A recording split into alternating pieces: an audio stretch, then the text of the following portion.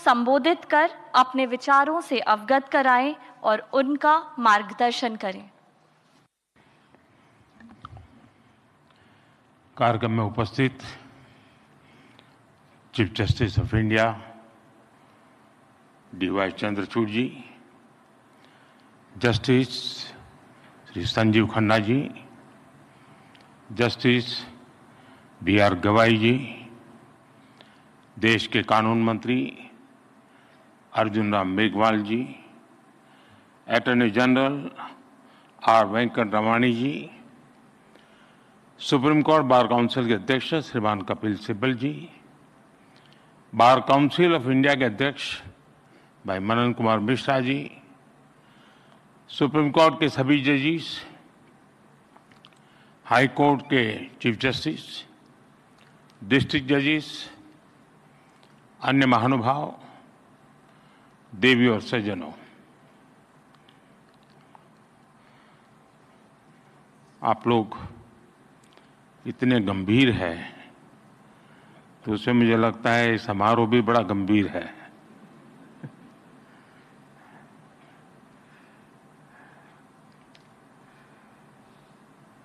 कुछ ही दिन पहले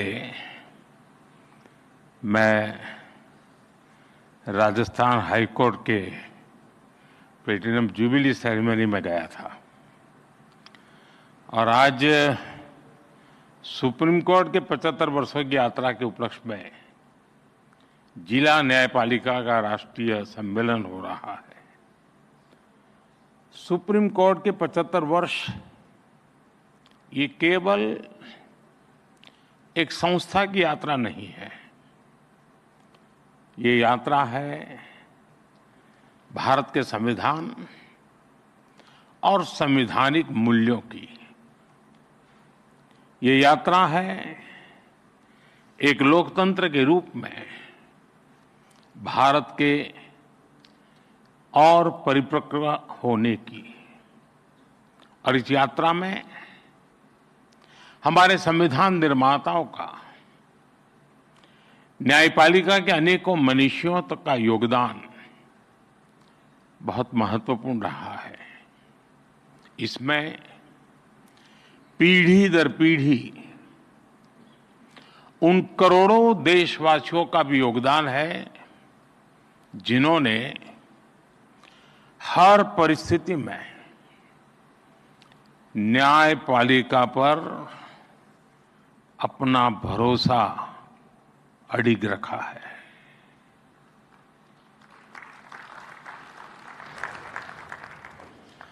भारत के लोगों ने कभी सुप्रीम कोर्ट पर, हमारी न्यायपालिका पर अविश्वास नहीं किया। इसलिए सुप्रीम कोर्ट के ये 75 वर्ष मदर ऑफ डेमोक्रेसी के रूप में भारत के गौरव को और अधिक बढ़ाते हैं। ये हमारे उस सांस्कृतिक उद्घोष को बल देते हैं जो कहता है सत्यमेव जयते नानृतम। इस समय देश अपनी के आजादी के 75 वर्ष पूरे करके संविधान की 75वीं वर्षगांठ मनाने जा रहा है। इसलिए इस अवसर में भी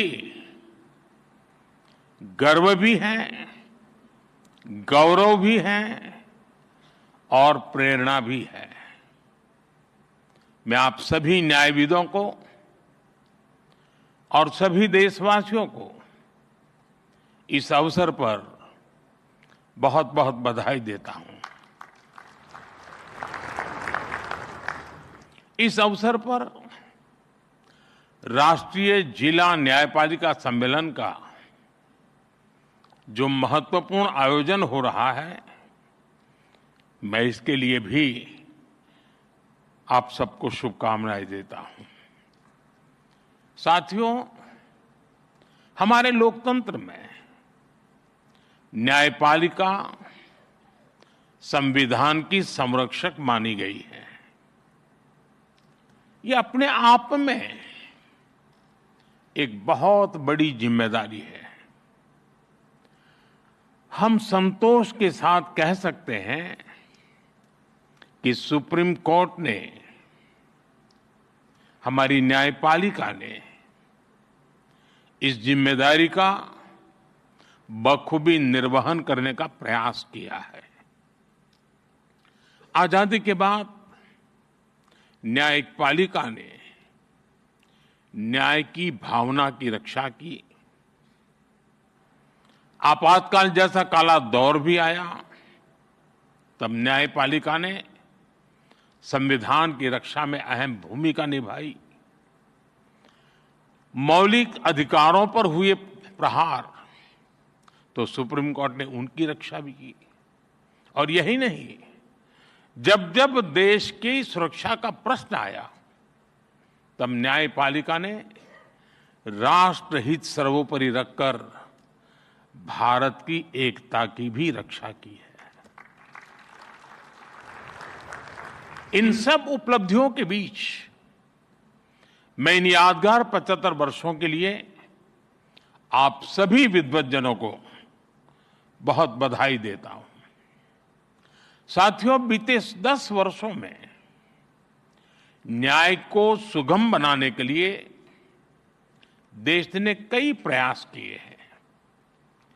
कोर्ट्स के मॉडर्नाइजेशन के लिए मिशन लेवल पर काम हो रहा है।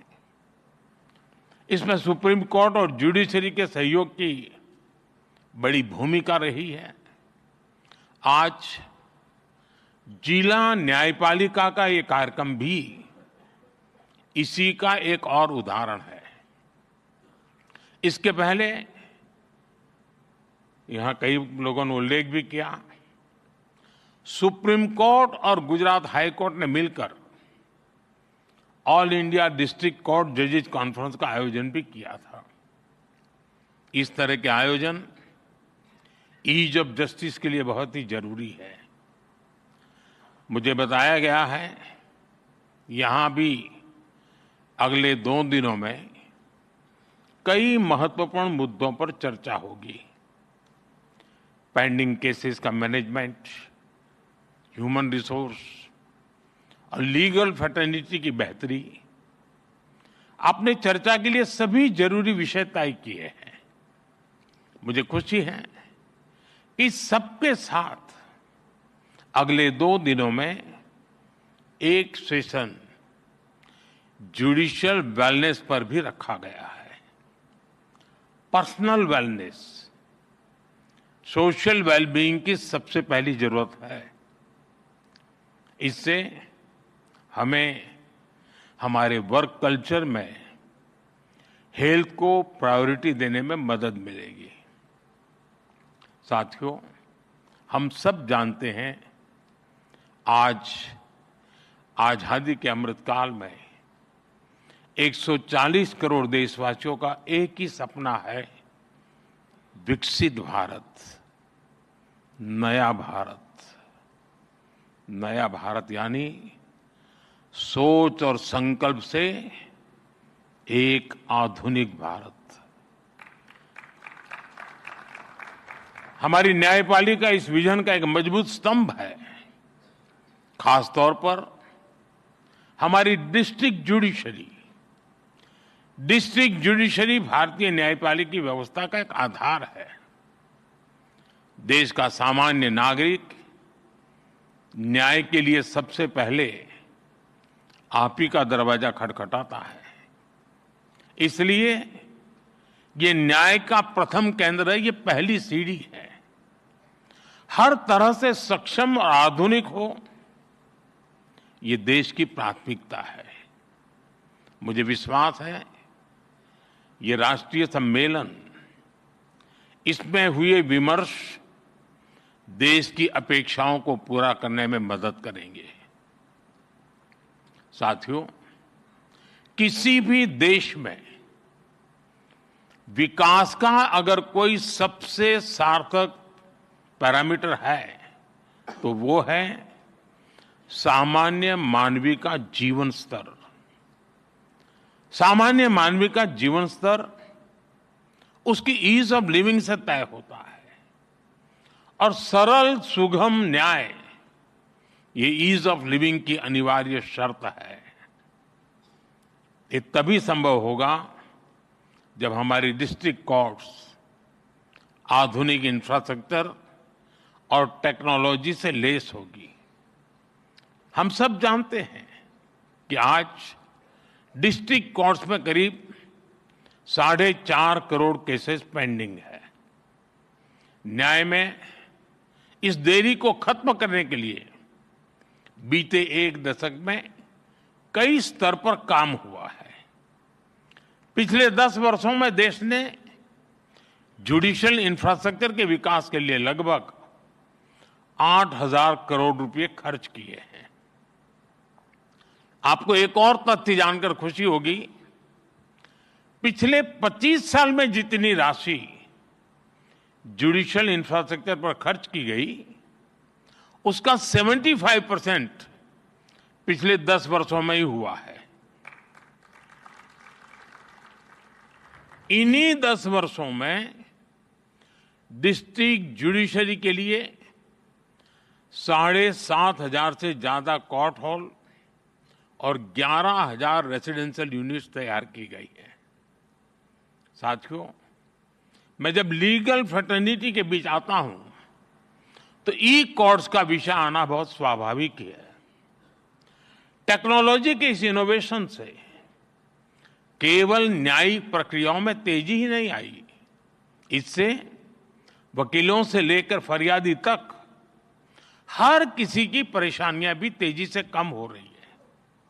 आज देश में अदालतों का डिजिटाइजेशन किया जा रहा है और जैसा कि मैंने कहा, इन सभी प्रयासों में सुप्रीम कोर्ट की ई कमेटी अहम भूमिका निभा रही है। साथियों, पिछले वर्ष ई कोर्ट्स प्रोजेक्ट के तीसरे फेज को भी स्वीकृति मिली है। हम एक यूनिफाइड टेक्नोलॉजी प्लेटफॉर्म तैयार करने की दिशा में आगे बढ़ रहे हैं। इसके तहत आर्टिफिशियल इंटेलिजेंस,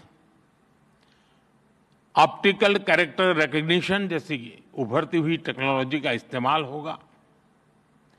हम पेंडिंग केसेस का एनालिसिस कर सकेंगे, भविष्य के मुकदमों का भी अनुमान लगा सकेंगे। पुलिस, फॉरेंसिक, जेल और कोर्ट टेक्नोलॉजी इनको इंटीग्रेट भी करेगी और इनके काम को स्पीड अप भी करेगी। हम ऐसी न्याय व्यवस्था की ओर बढ़ रहे हैं जो पूरी तरह से फ्यूचर रेडी हो गई। साथियों, आप जानते हैं, बड़े बदलाव में इंफ्रास्ट्रक्चर और टेक्नोलॉजी के साथ ही नियमों, नीतियां और नीयत की भी भूमिका होती है। इसलिए आजादी के 7 दशक बाद देश ने पहली बार हमारे कानूनी ढांचे में इतने बड़े और अहम बदलाव किए हैं।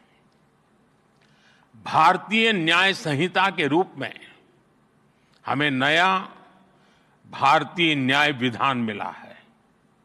इन कानूनों की भावना है citizen first, dignity first and justice first. हमारे क्रिमिनल लॉज शासक और गुलाम वाली कॉलोनियल सोच से आजाद हुए हैं। सेडिशन जैसे अंग्रेजी कानूनों को खत्म किया गया है। न्याय संहिता की सोच नागरिकों को सजा देगा, यही एकमात्र नहीं है, लेकिन नागरिकों को सुरक्षा देना भी है। इसलिए एक और महिलाओं और बच्चों के खिलाफ होने वाले अपराधों पर सख्त कानून बने हैं। दूसरी ओर पहली बार मामूली अपराधों में सजा के तौर पर कम्युनिटी सर्विस का प्रावधान किया गया है। भारतीय साक्ष्य अधिनियम के तहत सबूत के तौर पर इलेक्ट्रॉनिक और डिजिटल रिकॉर्ड को भी मान्यता मिली है। भारतीय नागरिक सुरक्षा संहिता के तहत इलेक्ट्रॉनिक मोड में समन भेजने की व्यवस्था बनाई गई है। इससे न्यायपालिका पर पेंडिंग केसेस का बोझ भी कम होगा।